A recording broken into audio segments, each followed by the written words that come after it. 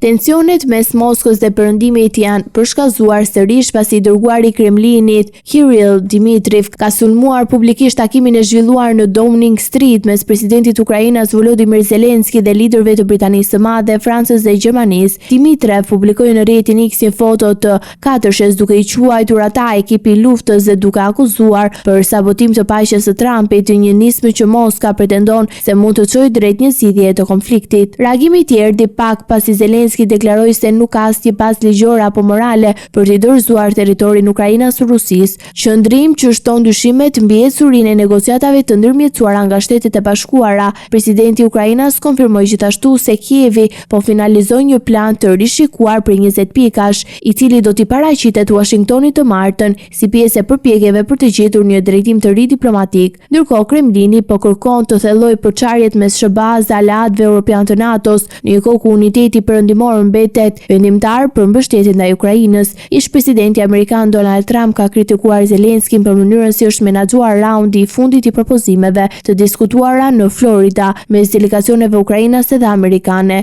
Delegacioni i Ukrainës pritet të informojë presidentin në detaje të plota ditën e hënë përpara raundit të radhës së bisedimeve në Kiev.